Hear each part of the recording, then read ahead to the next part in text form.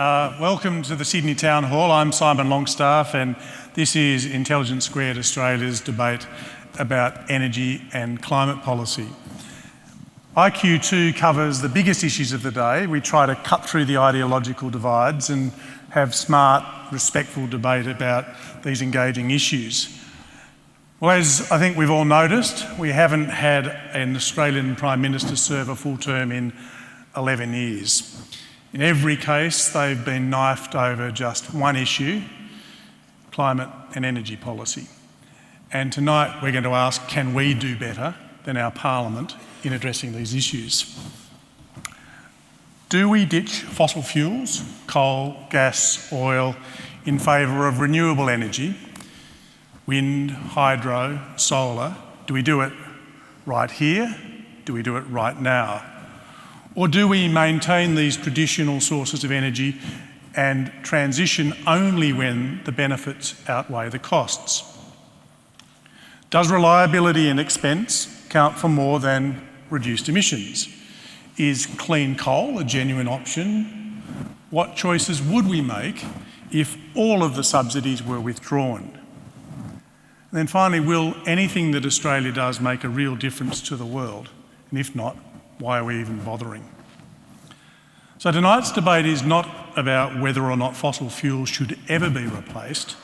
It's about when that transition should occur. So the topic we're debating tonight is that it's too soon to ditch fossil fuels.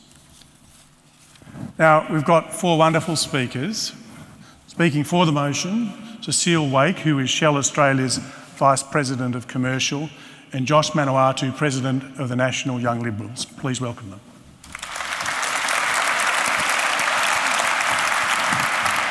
And arguing against the motion, Lisa Cox from The Guardian. She's Guardian Australia's environmental reporter.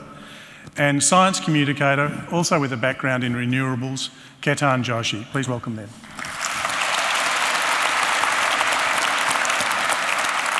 Now, many of you will know the format. You'll hear each of the four speakers. After that, I'll be able to tell you the result of the pre-debate poll. Then we'll come to you in the audience. There'll be an opportunity for each of you, if you wish to contribute to the debate. Now to our guests. The first speaker for the affirmative is Cecile Wake. She's Shell Australia's Vice President of Commercial, which means she looks after the company's national oil and gas investments. She has 20 years' experience in the mining, oil and gas sectors from around the world.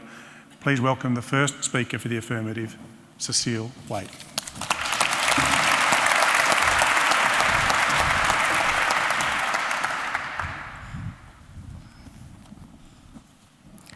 Thank you, Simon, and good evening, ladies and gentlemen. It's a pleasure to be here with you this evening. There is no doubt that the world must transition away from its dependence on fossil fuels towards a low-carbon energy future. The question is not so much whether we should make the transition to a lower carbon future, but how, and how soon, and how on earth do we keep the world turning normally as we do so?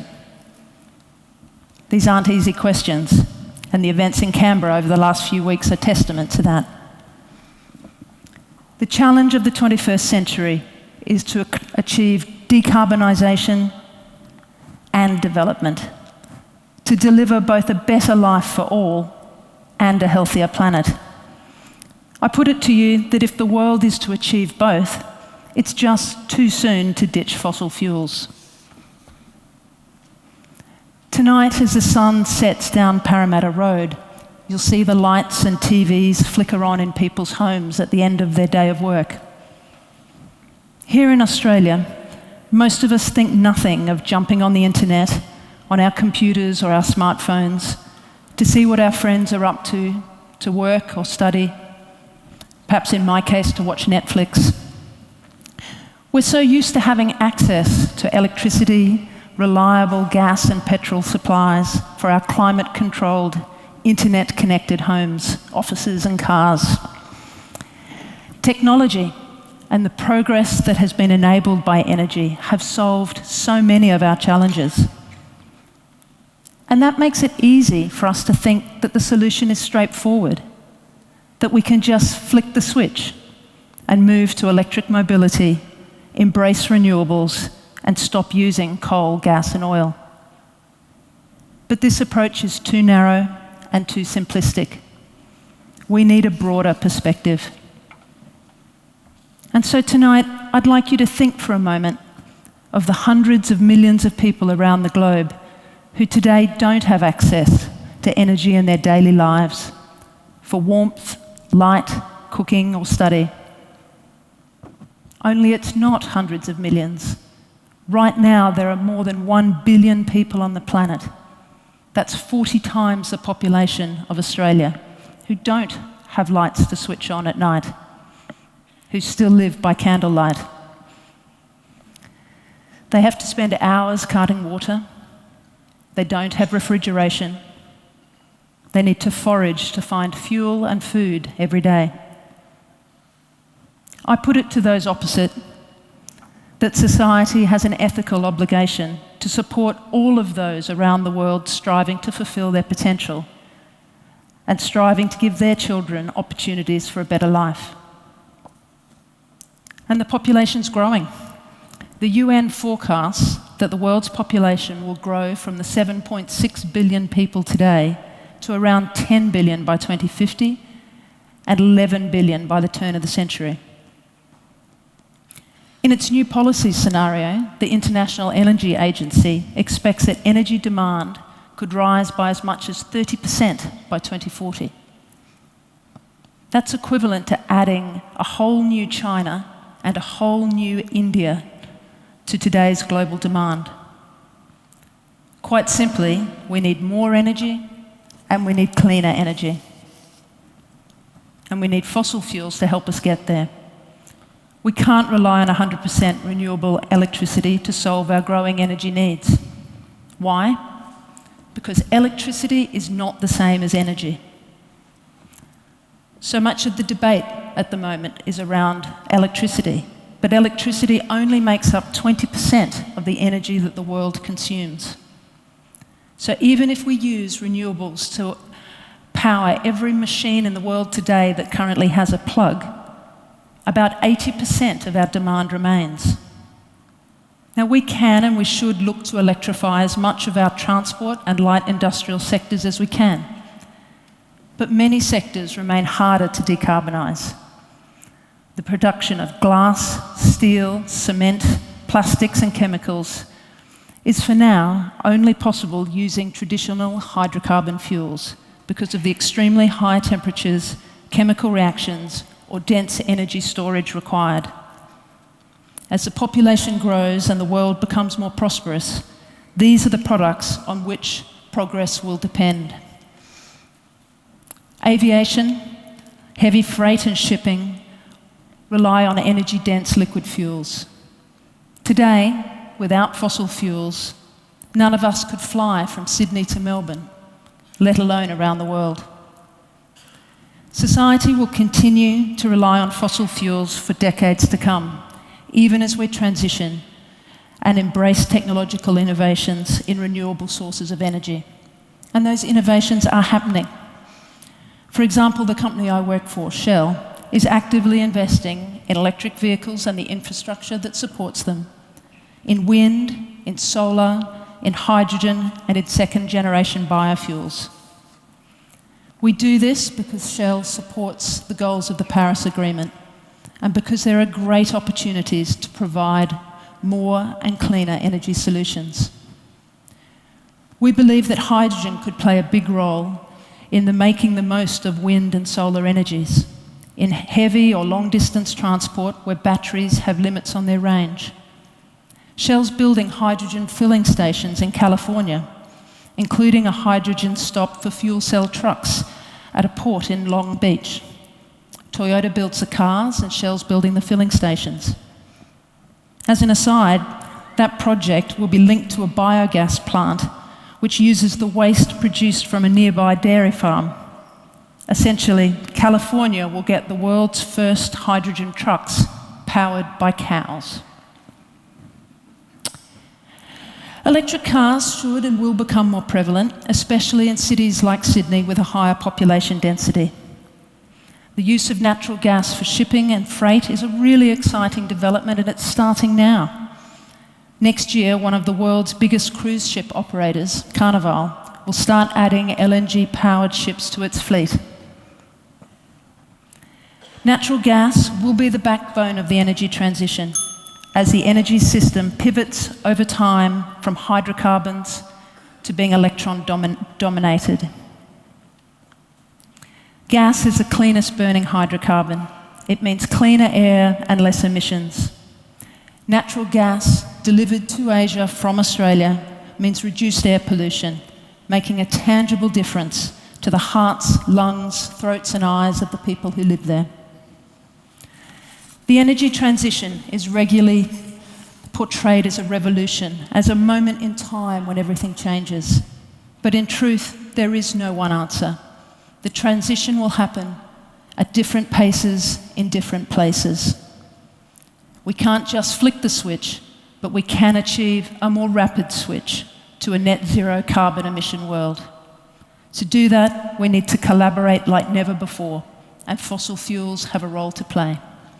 Ladies and gentlemen, it's too soon to ditch fossil fuels.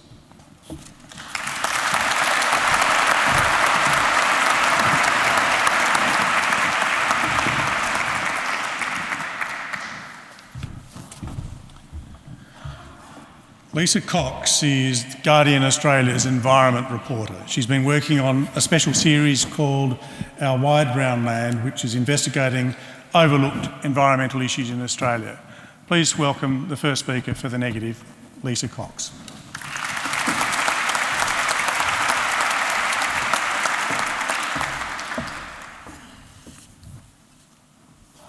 Hello.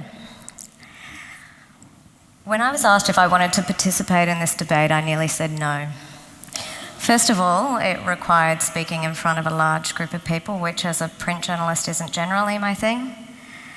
Secondly, I'm curious that this is still an issue that we're debating at all. 100% of New South Wales is in drought. Out-of-control fires have been burning across the state in winter. The Arctic's strongest sea ice has broken up for the first time on record. Europe, North America, Japan are battling heat waves and wildfires. Parts of India have been hit by their worst floods in more than 80 years. And those are just stories from the last couple of weeks. Now, some of you might want to point out that we can't attribute single events to climate change. But we know that warming increases the likelihood that extreme weather events will occur, and it increases their frequency. Climate change is playing out around us right now. We know it is. This is not a problem of the future anymore.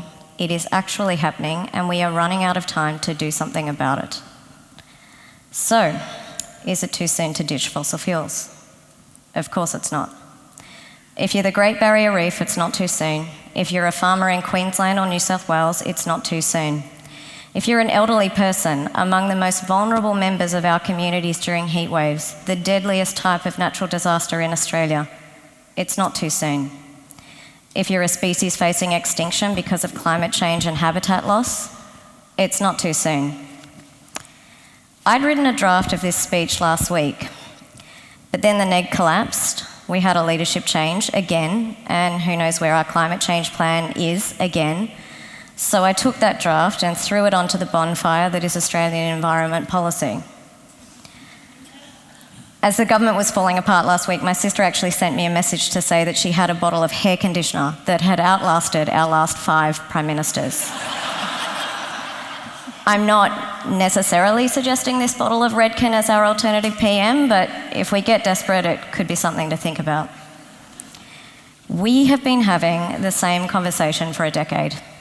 I have similar feelings about the Australian climate debate to what I do for the TV series Big Bang Theory.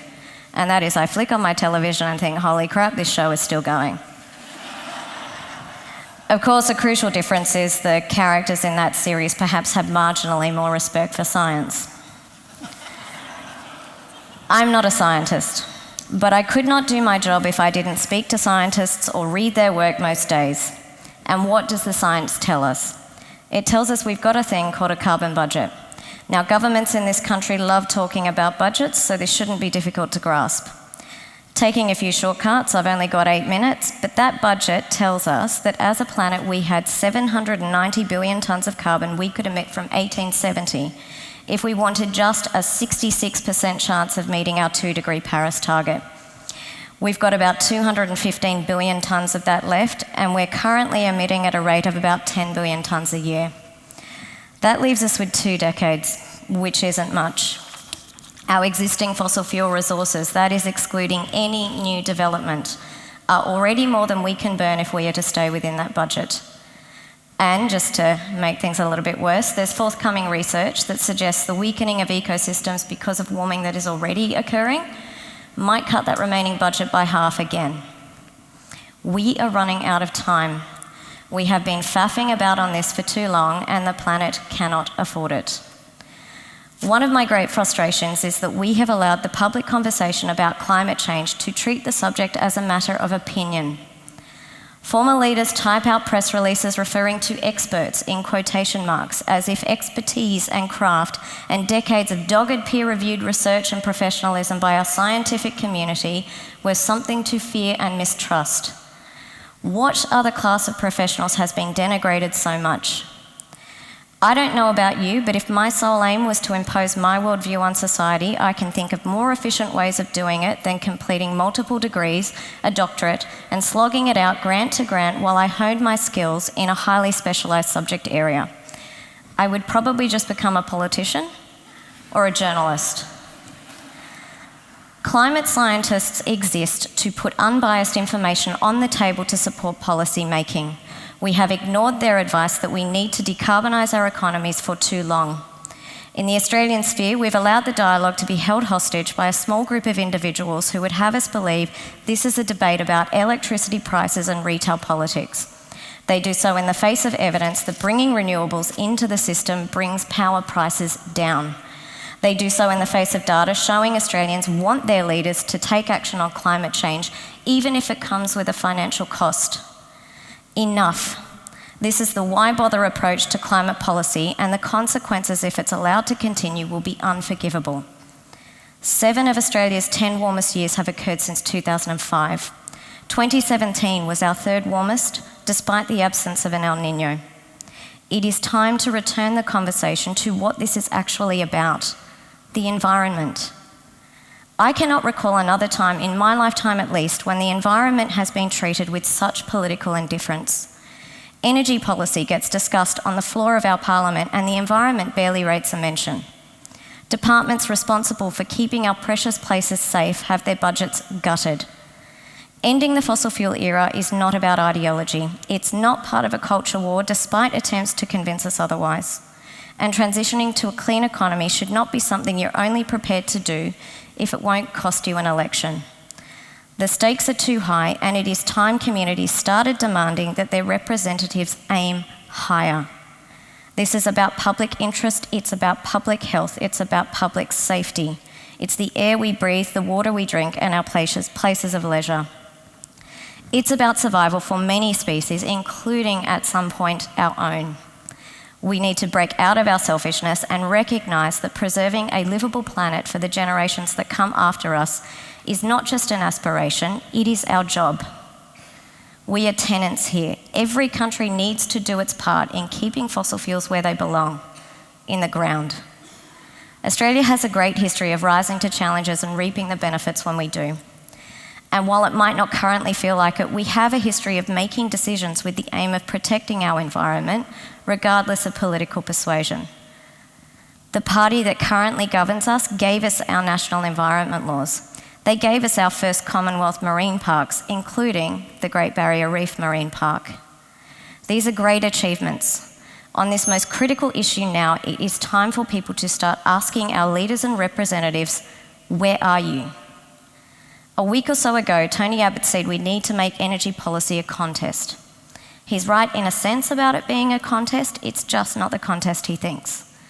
It's a contest of vision, of imagination, of invention, of courage, of leadership, and long-term thinking that does not get distracted by attempts to veer it off course. And to be blunt, if you're not up for it, what are you doing in Parliament? The transition to a zero emissions economy can be managed if we have a schedule, a transition plan for communities, policies to engage affected workforces and bring in new industry. It's a transition that has already started, and Australia, with our wealth of natural energy and scientific, engineering and technological expertise, can be a leader. We are in a contest where the only opponent is ourselves. It's a choice between a world that is livable and one that isn't. I have a nephew. He's already lived through 2 prime ministers, 2 mass coral bleachings on the Great Barrier Reef and a winter bushfire season. He's not even 2. Imagine a future in which you have to look your adult children or their children in the eye and explain what you did. Is it too soon to ditch fossil fuels? No, but it's very nearly too late. Thank you.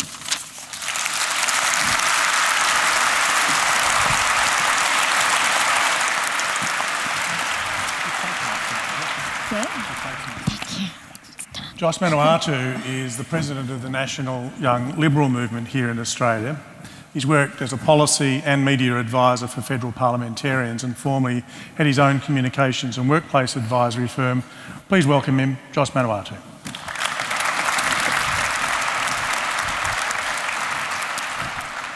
Thank you so much, Simon, and it's good to see so many of you out here tonight to hear from us.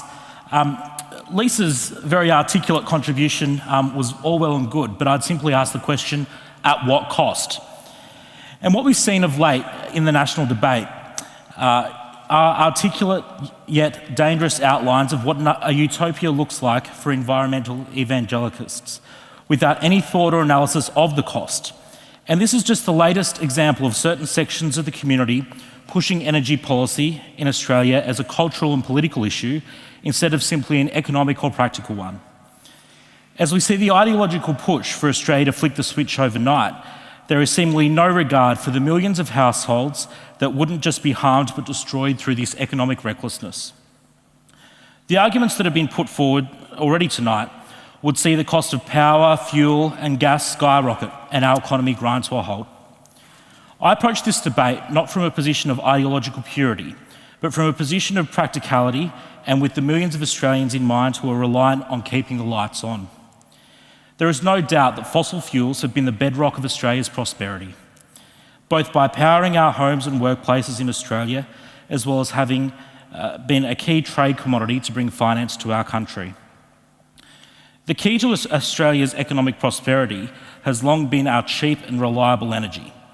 It's allowed us to punch above our weight on a global stage, but of late some have tried to take this huge economic advantage and give ourselves a handicap, and then to complain when jobs go offshore because we can no longer compete. The suggestion that we should flip the switch tonight and end fossil fuels in Australia is a wild notion.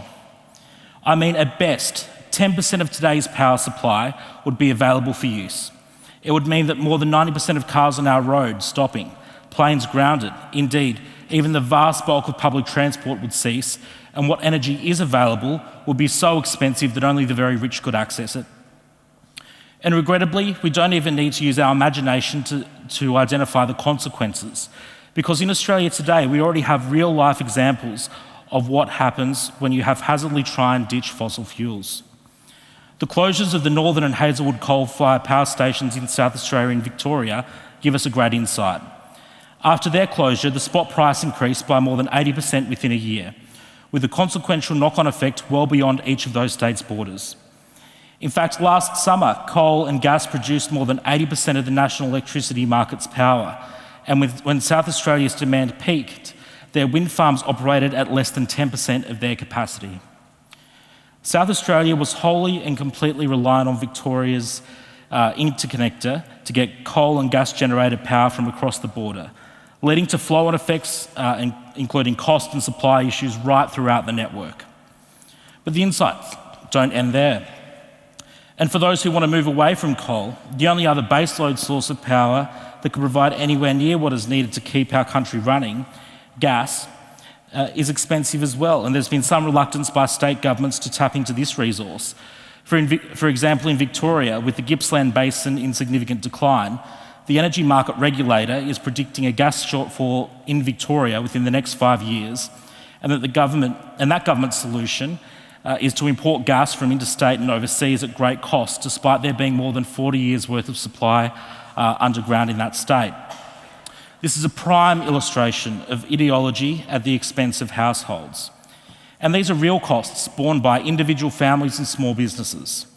Yet despite these real-life examples, we have these arguments put today that our national fleet of coal-fired power stations and gas stations should be switched off and instead allow ourselves to be at the whim of risky intermittent power supply. And it's very strange because those making the argument on this point often say that renewable energy is now cost competitive, yet still demand more subsidies and market distortion. While it's true that renewable energy has developed faster and further than originally thought, it's vital to recognise that these power sources have been pulled through with enormous taxpayer support. Those who argue that renewable energy is now cost competitive must support removing subsidies and the artificial leg up that they're being given in order to restore the free market. You can't have it both ways. You either think that they're on a level playing field and support the free market, or you don't. I contend that renewable investment has come with a consequence and a cost, as we saw in South Australia with the intermittency of wind and solar creating real challenges for the reliability of supply. This saw prices skyrocket, power unavailable, and small and family businesses harmed as a result. But as we discuss this topic today, I ask, what's it all for? We've been told that it's all about saving the world, with some deluded notion that if we completely stopped emitting carbon in Australia today, we would have some profound impact on saving the globe. This is false. The facts are clear. Of global emissions, China is responsible for 28%, America 15%, Europe 11%, India 7%, and Australia a tiny 1.3% of global emissions. If we stopped emitting altogether tomorrow, not only would it have no impact, but undoubtedly other countries would simply increase their emissions, because to suggest that the kinds of manufacturing we do here in Australia could be done cleaner or greener in China or India is just a false proposition.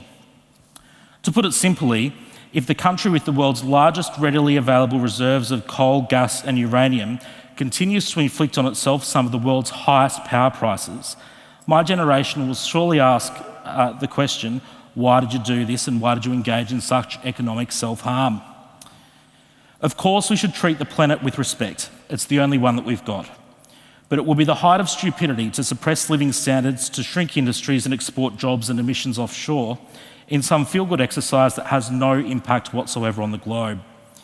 If we surrender our main competitive advantage in terms of cheap power in what turns out to be a mere gesture because total emissions keep increasing in circumstances where other countries, the biggest emitters, have made no cuts or don't reduce their emissions, we will set our nation back for generations.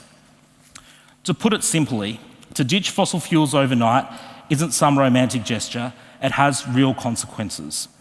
It means that not only would all of us be sitting here tonight in the dark, it means that we wouldn't have cars or even public transport to get home. It means no power to fuel our mobile phones and all the other things we use power for. And it means millions of people out of work, all for no impact on the globe. I contend to you tonight that the consequences are too stark, the cost is too great, and to ditch fossil fuels is a reckless notion that must be opposed. Thank you.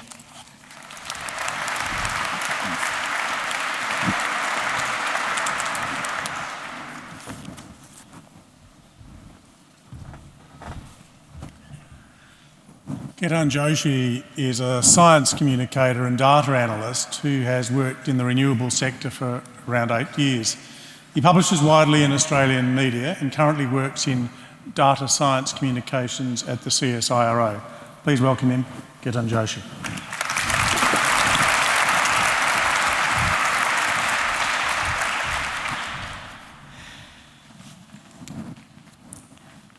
Now is not the time to end fossil fuels.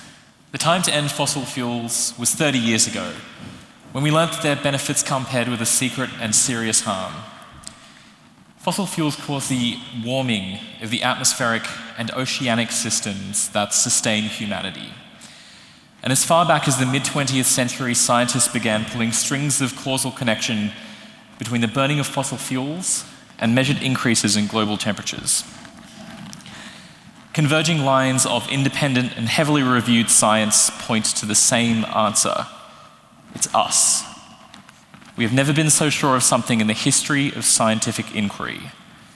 Privately, scientists and fossil fuel companies back in the 80s and the 90s were sure of it too.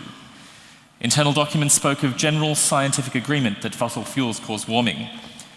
Yet they still chose to plant doubts around climate change, channeled through think tanks and misinformation. These were bad enough, but climate denial became supercharged when it became politicized. To the best of my knowledge, the molecular composition of the atmosphere doesn't hold any party membership. But since then, the climate has become infused with deep political meaning. Personality and identity fuel this phenomenon. Those who define themselves as against government intervention decided they must also define themselves as against the science to protect their beliefs. Climate denial is industrial strength identity politics with species-level consequences. And we have fallen so deep in this void that our new Prime Minister once openly clutched a lump of coal in Parliament. That rock had been coated in lacquer to protect those who hold it from lingering black stains by the fossil fuels lobby group that provided it to him. More recently, former Prime Ministers tell media outlets that carbon emissions are natural, harmless, and good for life. Governments prefer self-destruction over the realization of policies that contain the word emissions. Climate action is a monster that eats Prime Ministers. This is no accident. It's not about ideology or idiocy. As zero emissions technology becomes cheaper than coal, those who once argued against intervention now want to force companies to keep decaying coal-fired power stations running way past their use-by date and to force taxpayers to fund new ones. These pendulum swings go deeper than just ideology.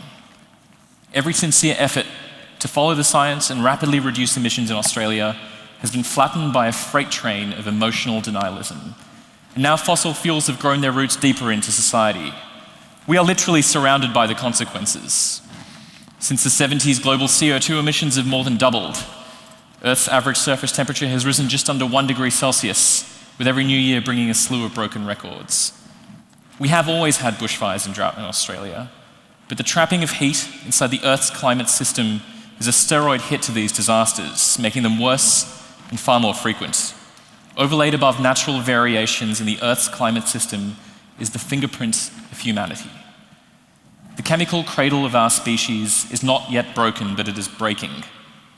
And this atmospheric disaster is the return on investment for those who pulled the starter pistol on history's most dangerous pseudoscience in the 20th century.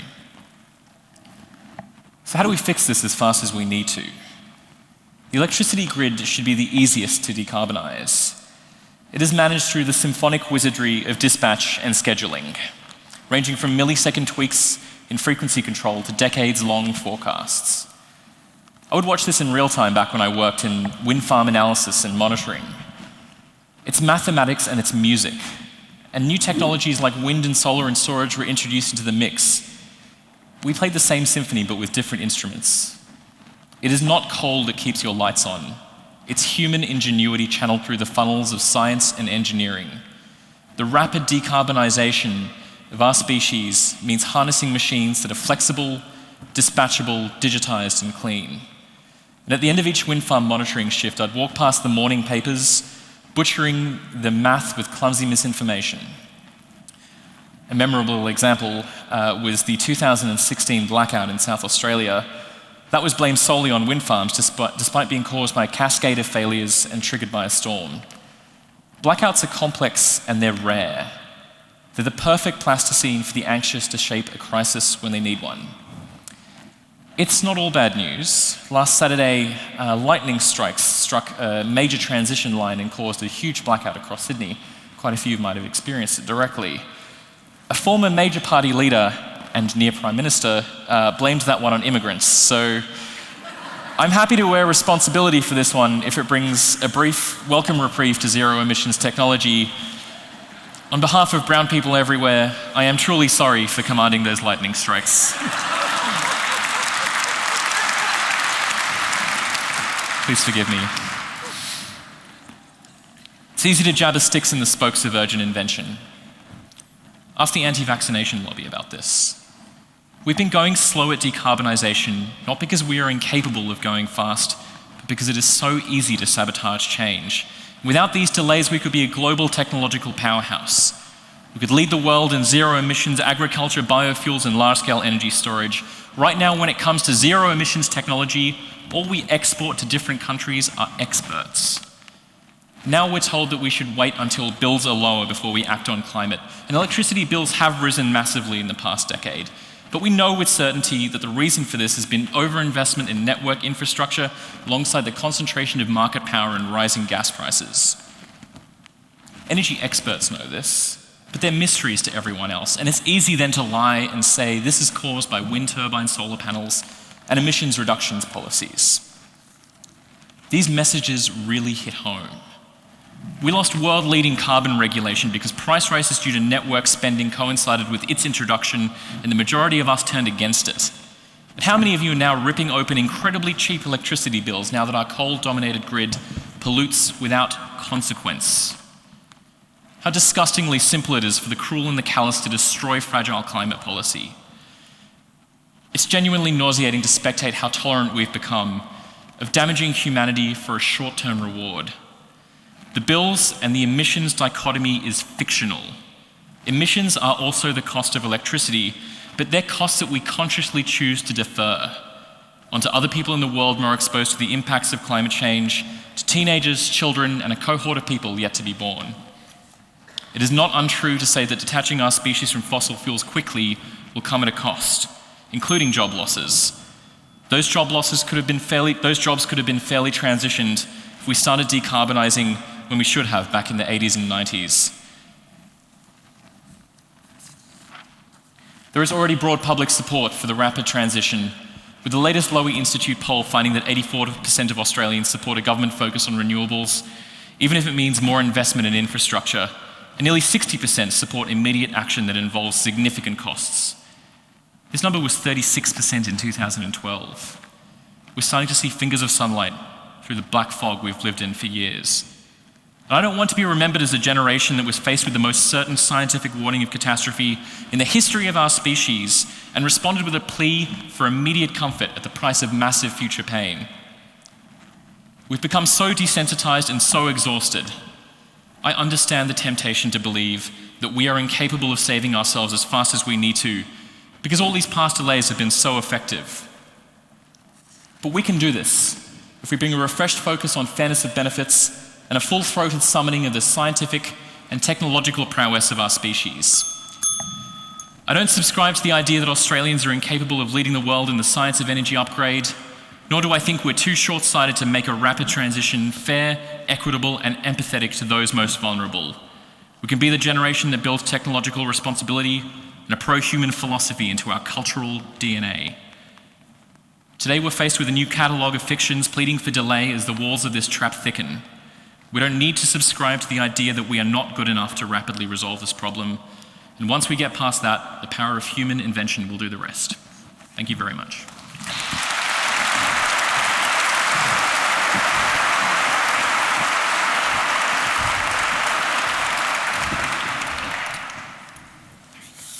Well, there's lots and lots to think about in all of that. And soon there's going to be an opportunity, oh thanks Chris, added for you to contribute to the debate. What I'll be doing is inviting those of you on the floor to come forward to one of 4 microphones here in the body if you'd like to contribute. You'll be given up to a minute to ask a question, perhaps to make a comment, to shape the debate. But before we go to that, let me tell you how things stood in the pre-debate poll. For those of you here on the stage, this is sort of what you're arguing to change. So the motion that it's too soon to ditch fossil fuels started off with 61% against that proposition, 24% for it, and 15% still undecided. So it's a relatively small undecided compared to what we normally find, and I think those numbers almost reflect some of the figures that you were just quoting. So your arguments need to be powerful to shift the dial, I think is what I'm saying here. I'm going to start off with something to you guys that Josh raised, it's really the futility argument that Australia's emissions are such a tiny percentage of the global emissions, 1.5% I think he said, or 1.3%. Why bother? It's just a gesture and it could wreak such considerable cost. Does either one of you want to take on that argument at the beginning? Yeah, I do. So I've heard this a lot, and it's a really interesting one because we're not the only country with a small contribution to global emissions. There are many, many other countries in the world, and in fact, if you add them all up and you assume they take the philosophy of that we're too small to do anything, and they all decide to refuse to do anything, what happens is I think it's between 50 to 60% of global emissions would never be reduced at all. So I saw a great graphic on Twitter. A guy called Simon Holmes Court posted this and called it the 1% Club. The other thing I'd like to mention with that is that... So the point being that all of the 1%ers like us, if collectively decided to act, would make a material difference. Is that what... Correct, yeah. And then the other point is we're 1.3 of emissions around the world, but we're 0.3% of the population, which means we have the highest per capita emissions. So when it comes to I guess like a national burden, we should probably be going even further than other countries, I would argue. Okay. Well, we might just go out to the floor and we're going to move around to get as many as possible, so keep it pretty tight. I've got the bell up here, so if you hear that, that's time up, please stop. No extensions tonight. So, number one, you begin. Australia is too small to make a difference. A media mogul and his right-wing followers take Australia to every war despite our small fighting contribution in relation to major powers. Ha! We are not too small to be the leading country worldwide in renewable energy, research and development and manufacturing. Our Professor Green and New South Wales Uni enabled massive businesses in China and USA. That small country, Finland, introduced a cost on carbon 30 years ago.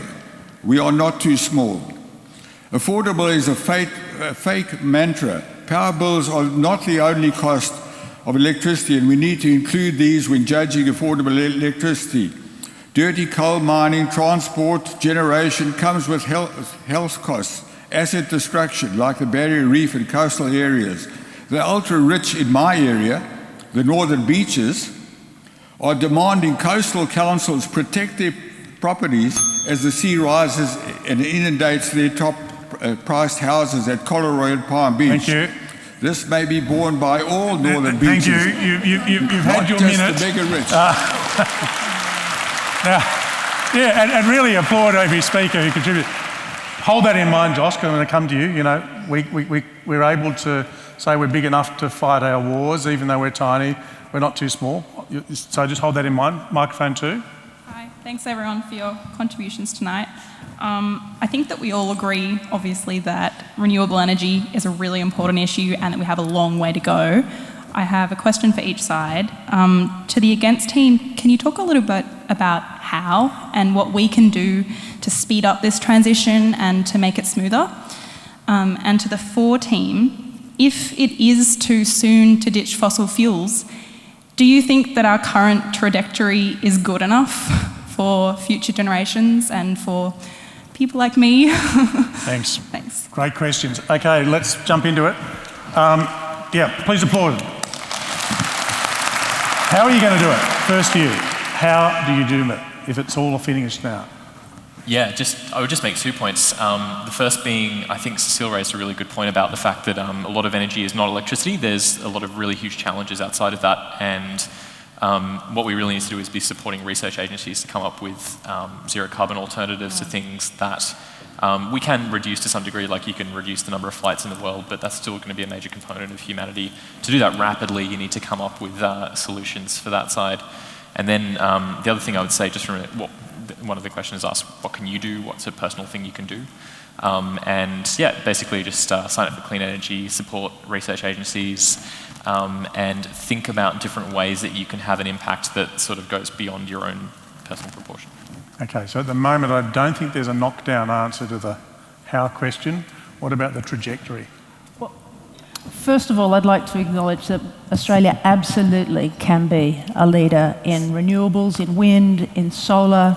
CSIRO's recently released Australian Hydrogen Roadmap is replete with encouragement for the role that Australia can play in that space. I think it's really important as we listen to the debate tonight that we remember that you don't have to deny climate change to know that ditching fossil fuels now is not the answer.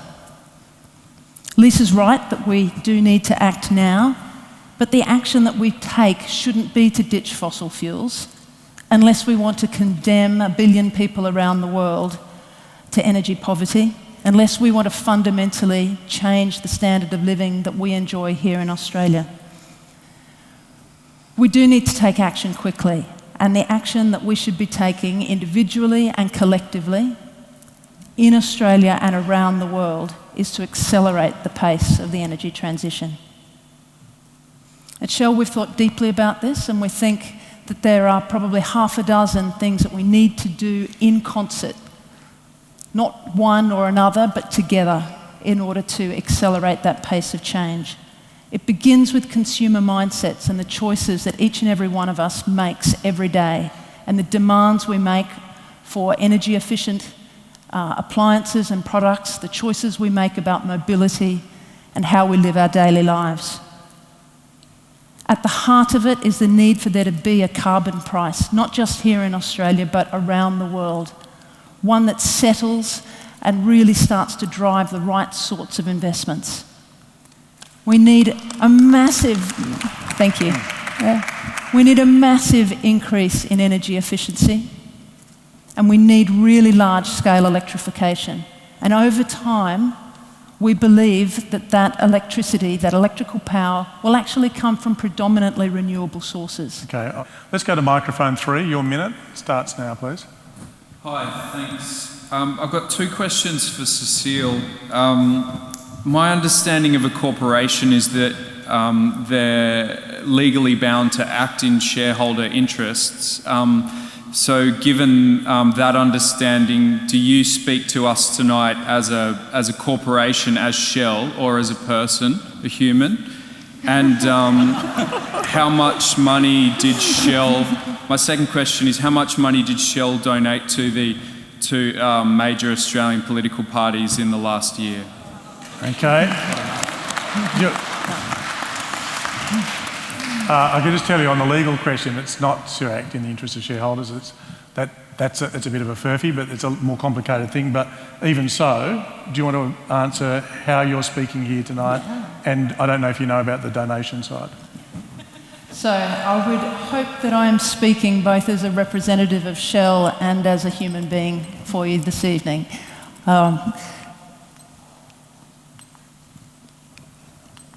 There is no future for our shareholders if we are not a world-class investment. At the same time, we absolutely intend to thrive through the energy transition, and we intend to be a force for good.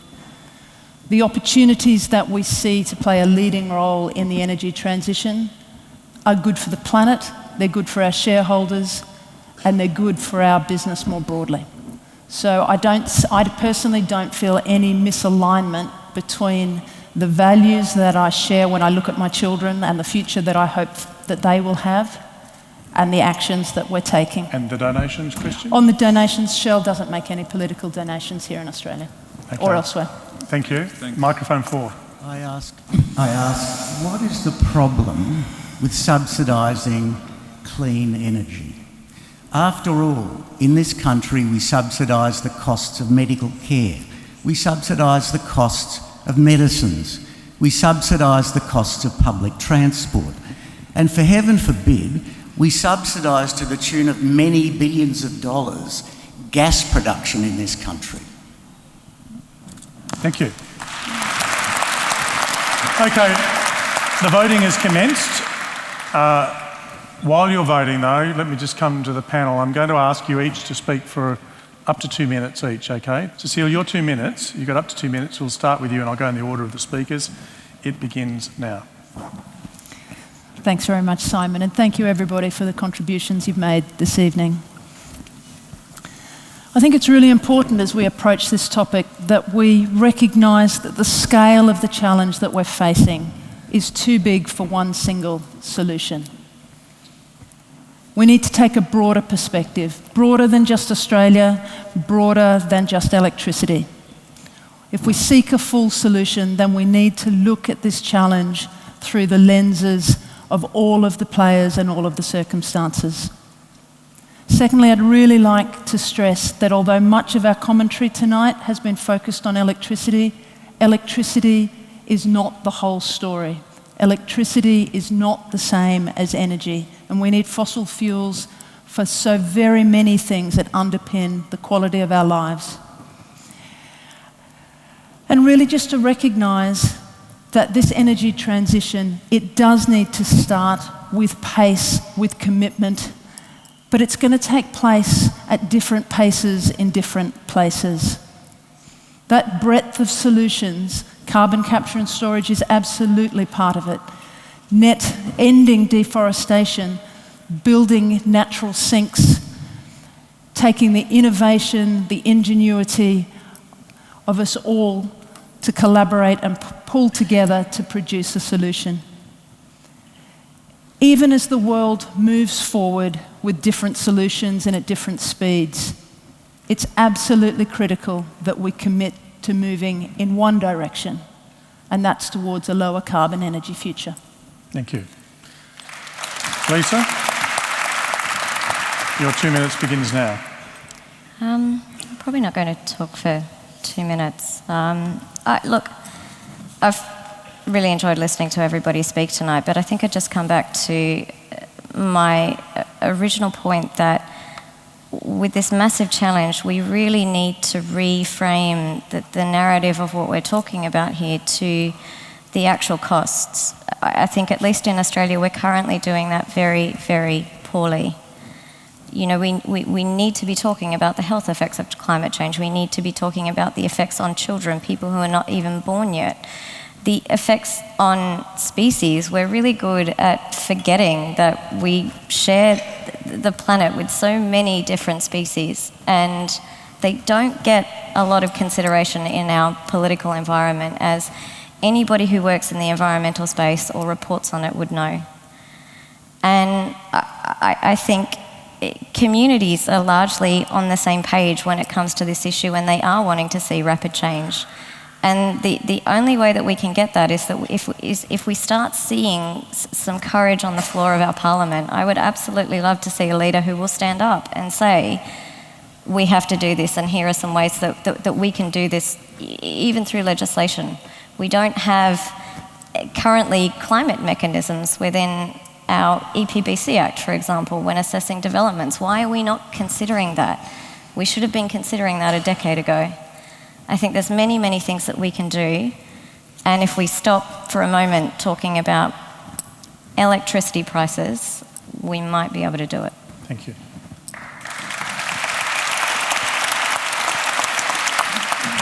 Manuatu. Thank you, and thank you for all of your contributions, and I'm sorry I couldn't respond to all of them. Coming back to what this debate is all about is, and we contend that it is too soon to ditch fossil fuels, and the simple reality is that if we were to ditch fossil fuels overnight or flick a switch tomorrow, that our nation just is not set up for that. The renewable energy power that we've seen come online is not baseload power, and there would be a massive reduction in the power that is available. You'd be taking cars off the road, you'd be grounding planes, you'd be stopping the large productive parts of our economy by switching to fossil fuels, or switching off fossil fuels. Can I just ask you a question on that? If not literally flip the switch, should we make the decision now that it should happen? Well, if you wanted to make the decision, I mean, you're talking a very long-term decision that would need to be taken, because you're talking about the need to get renewable baseload power to a level that our current power generation is at today. And I don't think there's any suggestion anywhere in the Australian policy that, of turning off the 20 coal-fired power stations we've got today and all the gas speakers and the rest. So it's a pretty big, thing that we're talking about just on the electricity thing, let alone, and I get that lots of people are switching, or some people are switching to electric cars and the rest, albeit those electric cars are powered by coal, but we'll leave that to a side. But, we're talking about taking, 95% or so of cars off the road if you were to switch off fossil fuels tomorrow. Okay, thank you. Ketan. the 2 minutes. Yeah, please give Josh a clap. He's the most popular bloke. Yeah, I just want to address that, that point about uncertainty in science and climate change, because it's actually quite an important one, and it's one that we tend to forget about sometimes. Science is inherently uncertain, but that is actually what gives science its strength. It's not a weakness, and that's certainly not a reason not to listen to science. Think about it as walking into a minefield blindfolded. You know that there's a certain probability that you'll step on a mine, and you might walk through it fine. What climate science basically tells us is that there's a chance of really, really bad consequences, and there's a chance of sort of bad consequences. They're all bad consequences when you take the net benefit and harm. So none of that works particularly well for us. How are we going to do this? Coal-fired power stations closing is not something that is being orchestrated by evil green groups across the country. Hazelwood closed because its operator decided to close it, a French company called Engie. And that is something that's going to keep happening, and it's going to start increasing in pace across Australia. We may not be flicking the switch ourselves, but these switches are going to be flicked whether we like it or not. And that means summoning the full power of human science and engineering to come up with solutions before those switches are flicked, before we even have a choice, before we can even debate about it. And just one final point on renewables and subsidies. It's quite an annoying and circular argument when it comes to the phrase level playing field and energy technology, because when it comes down to it, that often refers simply to money. Every single power station in Australia emits carbon emissions into the atmosphere without consequence. That's not a level playing field. They're putting that burden on all of us. Thank you. Well, we'll get the results in a moment. I just wonder if you'd join with me in thanking everybody who took part, but particularly, we've got these wonderful speakers before they even know the results. So would you please join me with Josh Manuatu, Cecile Wake, Lisa Cox and Ketan Joshi, whatever the result, thanks.